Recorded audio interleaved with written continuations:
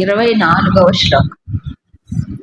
అవ్యక్తం వ్యక్తిమాపన్నం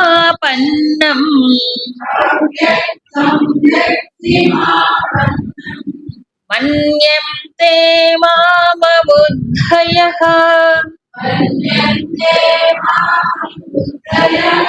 పరం భావమజానంతః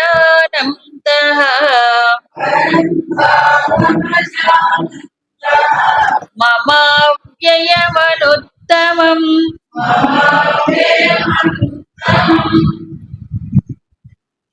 అబుద్ధయ, ఇందాకేమన్నారు?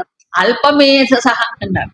ఇప్పుడు అబుద్ధయ అంటే బుద్ధి లేనివాడు, అంటే విచక్షణ లేనివారు, ఆ పరమాత్మ యొక్క అనంత తత్వాన్ని అర్థం చేసుకోలేని వారు ఏం చేస్తారు? అవ్యక్తం వ్యక్తిమాపన్నం మన్యంతే. మాం అవ్యక్తం, అవ్యక్తమైనటువంటి నన్ను అంటే పరమాత్మను ఏమవుతున్నారు? వ్యక్తిమాపన్నం, వ్యక్తమైనటువంటి వాడిగా వాళ్ళు భావిస్తారు. మన్యంతే, వ్యక్తం అంటే ఒక రూపం వరకే. కానీ పరంభావం అజానంత, వాళ్ళు పరంభావం అంటే ఏంటి? ఈ నామరూపాలన్నిటికీ అతీతంగా ఏ ఆత్మ పరమాత్మ స్వరూపం ఉన్నదో అజానంత తెలుసుకోలేదు. మమ పరంభావం, నా యొక్క పరమైన భావం. ఇప్పుడు చూడండి, పరా అపరా ప్రకృతితో మొదలైంది ఈ అధ్యాయం, అవునా? అపర అంటే ఏంటి? పంచ తన్మాత్రలు, పంచభూత వాటి వికారములు, పంచభూతాలు, మనసు, బుద్ధి, అహంకారం, ఇదంతా అపర. తర్వాత పరా అంటే ఏంటి? మొత్తాన్ని ఈ అధిష్టానమై ఆధారమై ఉంటే చైతన్యం, ఇది పరంభావం, అవునా? కాబట్టి మమ అవ్యయం అనుత్తమాం పరంభావం అజానంత, నా యొక్క ఈ పరాస్వరూపం ఉంది కదా, అదేమిటి? అవ్యయం, అది ఎప్పుడు నశించదు. అనుత్తమం, ఇందాక అనుత్తమాం గతిం అన్నారు, ఇక్కడ అనుత్తమం అంటే దానితో పోల్చడానికి మరొకటి నిరతిశయం.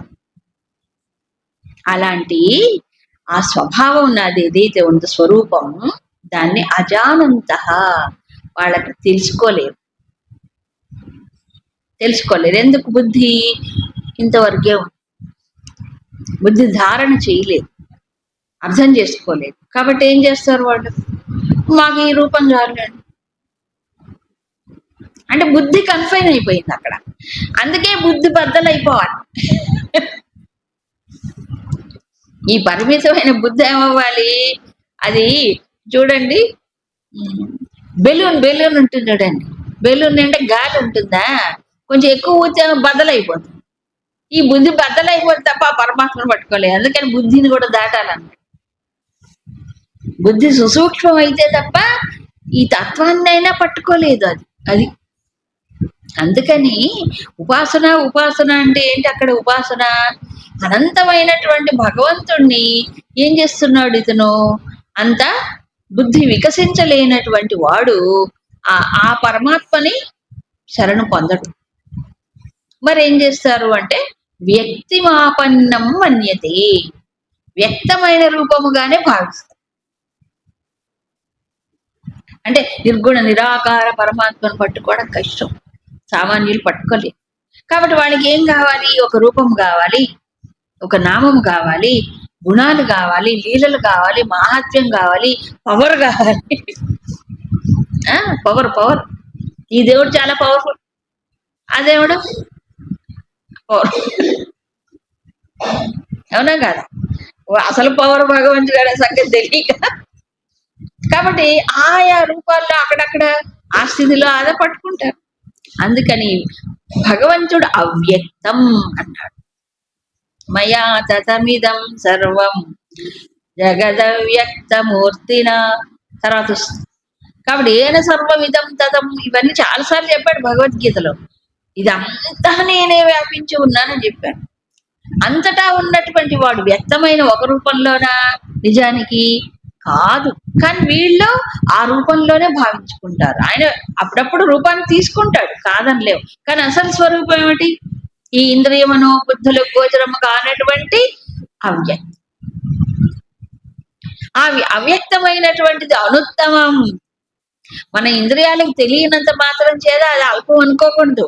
మన మనసు పట్టుకోలేనంత మాత్రం చేత అది స్వల్పమైనది, చిన్నది అనుకోకూడదు కదా. అది పట్టుకోవాలంటే బుద్ధి కూడా ఏమవ్వాలి, దానికి సిద్ధం అవ్వాలి.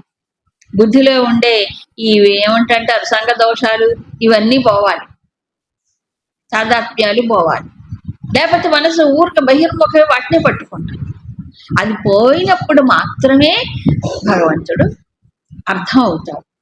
కాబట్టి ఇక్కడ ఒక రకంగా చెప్పాలంటే మనకి హిందూ ధార్మిక జీవనంలో ఆచార వ్యవహారాల్లో ఈ విగ్రహారాధన ఉన్నది. విగ్రహారాధనని కృష్ణుడు కూడా తప్పు పట్టట్లే, చేస్తారు, కోరికలు తీర్చుకుంటారు, కాదని ఎక్కడా చెప్పలేదే భగవంతుడు. కాకపోతే అంతకే పరిమితం అయిపోతుంది. వాళ్ళు పొందే ఫలితం ఎంత ఉంటుంది, అంతవత్. ఎందుకంటే నువ్వు అనంతమైన వాడిని పట్టుకోలేదు కదా, నువ్వు ఇంతే పట్టుకున్నావు, నీ ఫలితం వచ్చే ఫలితం ఎంత, ఇంతే. నీ మోక్షం ఎట్లా వస్తుంది, రాదుగా రాదుగా.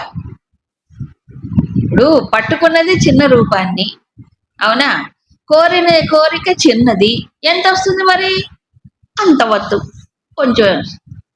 కానీ నా భక్తుడు అంటే ఏంటి, నామరూపాలకు అతీతమైనటువంటి విశ్వాత్ముడైనటువంటి పరమాత్మ, అవునా. ఆయన్ని దేనికి పట్టుకుంటాడు, ఏది కోరడు, అన్ని తనలో ఉన్న పరమాత్మని ఏం కోరుకుంటాడు. ఆ బుద్ధి అలా వికసించినప్పుడు పరమాత్మనే చేరు. అలాంటి వాడు ఏమవుతాడు, ఇంకేది పొంద. పరమాత్మ సర్వమైనప్పుడు మరి నాలో ఉన్నది ఎవరు, ఆయనే. నాలోనే ఉన్నప్పుడు, అంతటా ఉన్నప్పుడు ఏం కోరుకోవాలి, అవును కదా. ఆ తెలిసిన వాడు కోరుకోడు. కాబట్టి పరిమితమైన దృష్టితో చూడడు, అవ్యక్తంగానే భావిస్తాడు. అవ్యక్తుడైనా అవసరమైనప్పుడు ఒక రూపాన్ని ధరించి వెళ్ళిపోతాడు.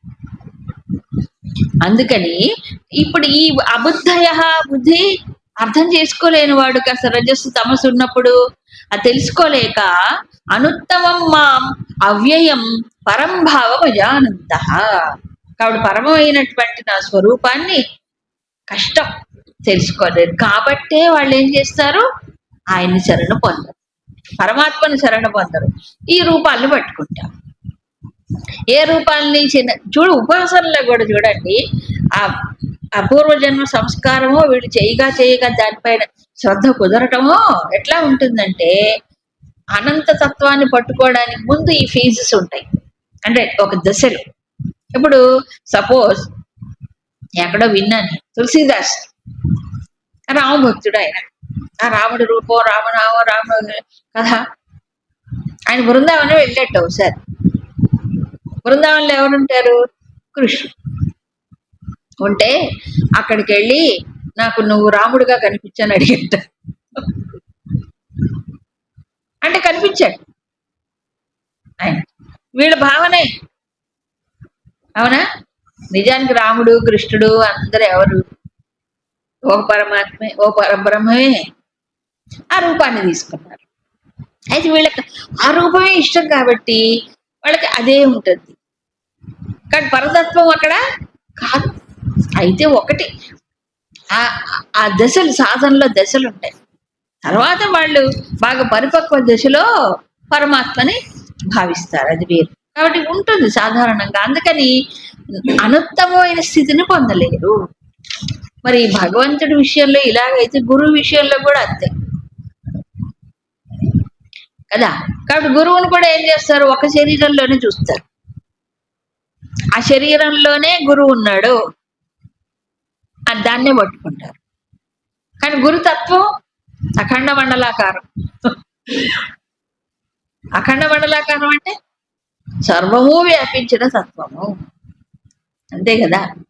అప్పుడు ఆయన ఎక్కడుంటాడు, మనం ఎక్కడ ఇన్వోక్ చేసుకుంటే అక్కడే. గురువైనా పరమాత్మ అయినా ఒక చిన్న రూపానికి పరిమితము చేసి చూస్తే ఏమవుతుందంటే అంతే. కాబట్టి ఆ రూపంలోనే ఉన్నాడు అనుకుంటాడు. గురువు గారి శరీరం వదిలేశాడు, ఈ గురువు లేడండి మాకు, దిక్కులేని వాడు అయిపోయాం, నన్ను నడిపించేవాడు లేడండి మాకు అనుకుంటాడు. అవును కదా, చాలా మంది అంతే. కానీ గురి అంటే, గురి ఎవరి మీద ఉంటే వాడు గురువు అండి. గురువు ఎవరి మీద ఉండాలి నీకు? ఈశ్వరుడి పైన ఉండాలి. ఆ ఈశ్వరుడే ఆ రూపాల్లో నడిపిస్తాడు కదా. అందుకని పతంజలి సూత్రాల్లో చెప్పాడు, ఈశ్వరుడు అంటే ఎవరో చెప్పాడు, గురువు అంటే ఎవరో చెప్పాడు. కానీ నిజానికి అన్ని జన్మల్లో ఒక్కొక్క సాధకుడు పూర్వజన్మలు చేసిన సాధన బట్టి మళ్ళీ ముందుకు నడిపించేది ఎవరండి? ఎవరు? ఆయనే. ఒక్కో రూపంలో ఒక్కోసారి దర్జీవిస్తూ ఉంటాడు. ఒకవేళ కొంతమంది అంటారు గురువు మోక్షం ఇస్తాడు, మనకి మోక్షం వచ్చేదాకా ఆయనకు మోక్షం లేదు. అది చాలా హెల్లు, అది శిష్యులే ఉండకూడదు అట్లాంటప్పుడు. అవునా? కాబట్టి ఎవరి సాధన వాళ్ళదే, ఆ రూపంలో నడిపిస్తారు. నడిపించేవాడు ఎవరు ఇప్పుడు? ఆయన ఒక్కొక్కసారి ఒక్కో రూపంలో ముందుకు తీసుకెళ్తారు. కాబట్టి వ్యక్తమైన రూపంలోనే చూస్తారు. అది ఆ రూపాన్ని చూసి అవ్యక్తాన్ని తలుచుకోరు. అసలు విగ్రహారాధన యొక్క ముఖ్య లక్ష్యం ఏంటంటే గురుదేవులు చెప్తారు, the ideal behind the Idol. అంటే ఈ విగ్రహం, ఐడల్ అంటే విగ్రహం, ఈ విగ్రహం వెనక ఏ తత్వం ఉందో ఆ తత్వాన్ని పట్టుకోవడానికి ఇది ఒక ఆలంబన్ని, ఓ సౌలభ్యం అంతే. ఆ రూపాన్ని, ఆ విగ్రహం, ఆ స్వరూపాన్ని, ఆ రూపాన్ని చూసి ఏం చేయాలి? అసలు స్వరూపాన్ని భావన చెయ్యాలి. అంతేకాని ఇంతలోనే ఉన్నాడు అనుకోకూడదు. అది నిజమైనటువంటి ఉపాసన అవుతుంది కదా. ఒక రూపనామాలకు పని కూడా అంతే అవుతుంది. అందుకే తమ్ తమ్ నియమమాస్థాయ అన్నాడు. అవునా? ఇప్పుడు ఉదాహరణకి చెప్తా, కృష్ణుని పూజ చేయాలి, రాముడిని తులసి దళాలు చేయండి, విష్ణు ప్రీతికరం అంటాడు. అది గరికి తెచ్చి చేయరు. అవునా? సో గరికి ఎవరికి ప్రీతి? గణపతికి, పిళ్ళయ్యారు ఆయనకి ప్రీతి. ఆయా వాళ్ళు, ఆయనకి అది ఇష్టం, ఆయనకి నైవేద్యం. కృష్ణాష్టమికి ఏం పెడతారో అటుకులు తప్పనిసరిగా చేయాలి. ఆయనకి అటుకులు ఇష్టం అంట. మీరు ఎవరైనా చూసారా ఆయన అటుకులు తిన్నాడా? ఆడు కుచేలు పడి తిన్నాడు కదా, కుచేలుడికి ఏమీ లేక అటుకులు పెట్టాడు, ఆయనకి ఇష్టమని కాదు. కుచేలుడికి ఏమీ లేక ఓ పిడికడు అటుకులు తెస్తే ఈయన పైన ఉంటే ప్రీతి చేసి అటుకులు తింటాడు, కానీ కృష్ణుడికి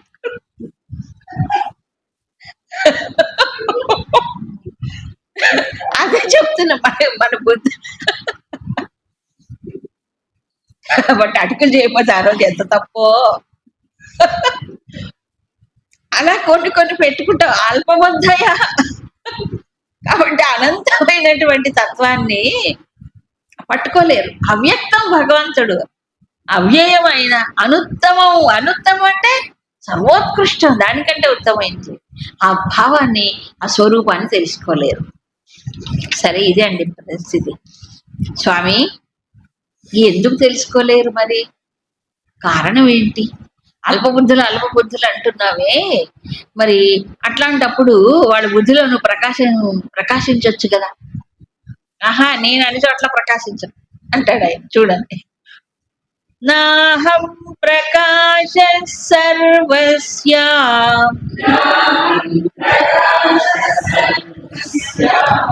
యోగమాయా సమావృతః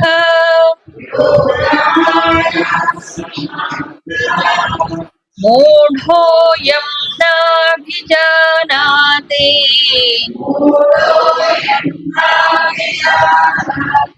లోకో మామజమవ్యయం.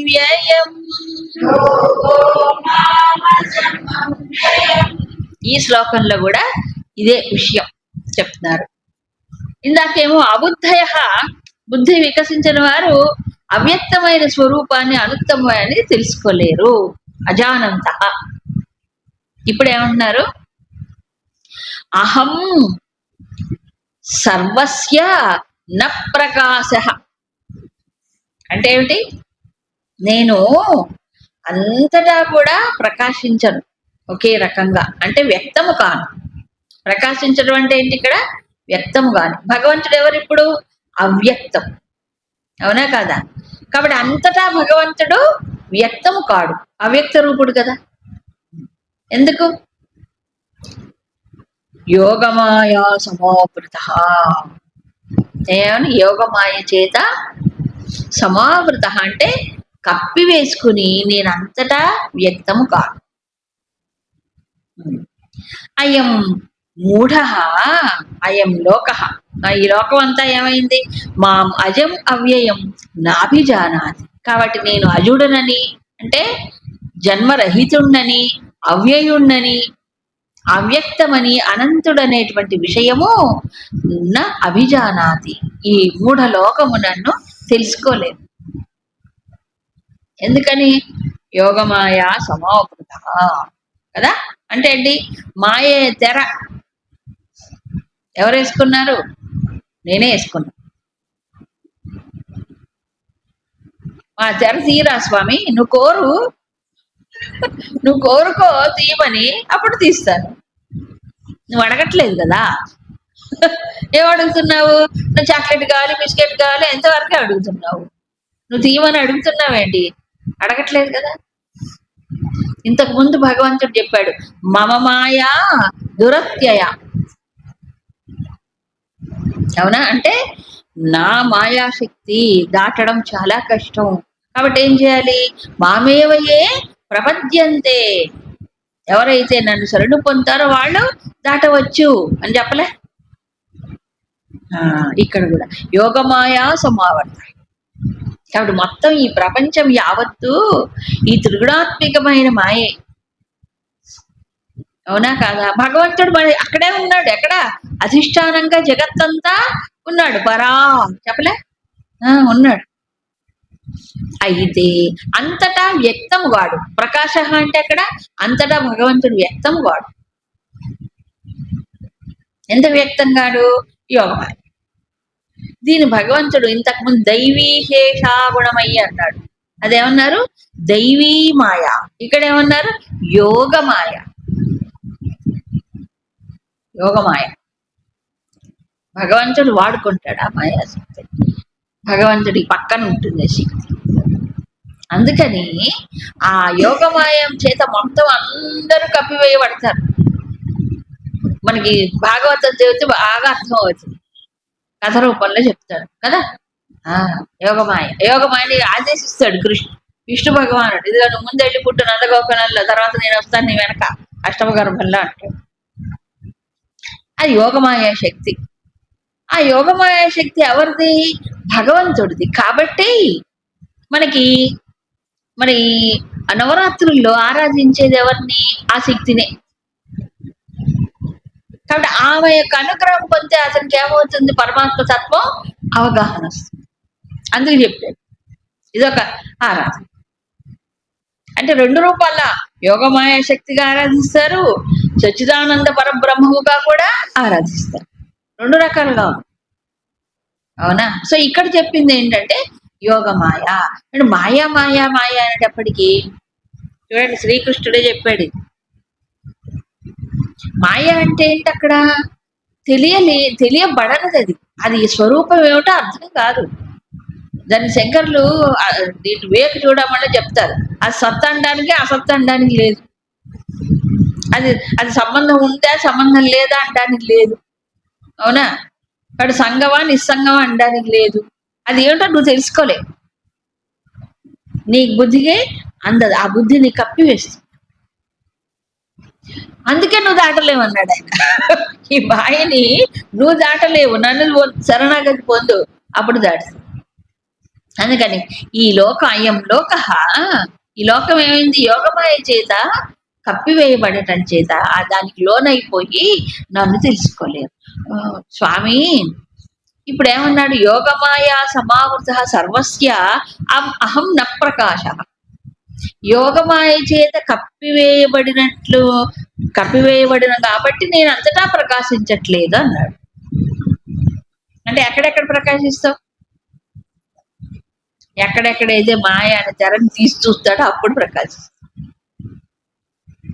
అంతేగా? ఇప్పుడు మాయ సర్వము వ్యాపించి ఉంది, మొత్తం బ్రహ్మాండం యావత్తు కూడా ఉంది. అప్పుడు ఎక్కడెక్కడ భగవంతుడి స్వరూపం వ్యక్తమవుతుంది తెలుస్తుంది, ఈ ఈ ఈ తెర తీసినప్పుడే. ఈ తెర తీసినప్పుడే. ఈ తెర ఎప్పుడు తీయాలి? ఎవరు తీయాలి తెర? నన్ను పట్టుకో, అప్పుడు నేను తీస్తా. అందుకే వెంకటేశ్వర స్వామి ఇట్లా చూపిస్తాడు, ఇలా కృపయా దిశతే శ్రీమద్ వెంకటేశాయ మంగళం. ఆయన తన చేతితో చూపిస్తాడు. ఇట్లా ఇట్లా ఎందుకు చూపిస్తాడు స్వామి? నా కాళ్ళు చూడరా, నన్ను శరణాగతి పొందరా అంటట. నా కిరీటము, నా ఆభరణాలు, వజ్రాల మాల, ఇంకేదో ఇవే చూస్తాం కదా. శరణాగ ప్రపన్న మామయేవయే ప్రపద్యంతే కదా. అప్పుడు మాయ ఏమి చేయదు. యోగమాయ చేత ఆయన కప్పుకున్నాడు. కప్పుకోవడం అంటే ఇక్కడ అర్థం ఏంటి? ఉన్నది మాయ, అది ఇదంతా నా త్రిగుణాత్మకమైన ప్రపంచాన్ని చూపిస్తుంది. ఆ తెర వెనకే భగవంతుడు ఉన్నాడు. వెనకంటే వెనక ముందు లేదు, అధిష్టానం అని అర్థం. అధిష్టానముగా సర్వాత్ముడై ఉన్నాడు. కాబట్టి ఏం చేయాలి? ఆ యోగమాయ వల్ల తెలుసుకోలేకపోతారని చెప్పాడు. ఇక్కడ ఎందుకు తెలుసుకోలేరు, ఎందుకు ఆయన శరణాగతి పొందరు అంటే ఇది అడ్డం వస్తుంది అక్కడ. ఇక్కడ ఈ 7వ అధ్యాయానికి భక్తి మొదలవుతుంది. కాబట్టి ఇది అంత తేలికేమీ కాదు పరమాత్మను పట్టుకోవడం. అందుకని ఆయన శరణాగతి పొందితే ఈ మాయ అనే తెర నుంచి కొంచెం పక్కకు పోతాడు. పక్కకు పోయి భగవత్ స్వరూపం ఇది అనేటువంటిది అప్పుడు గోచరం అవుతుంది అని చెప్పాడు. చెప్పి ఇక్కడ తర్వాత శ్లోకంలో భగవంతుడు తన స్వరూపాన్ని వివరిస్తున్నాడు.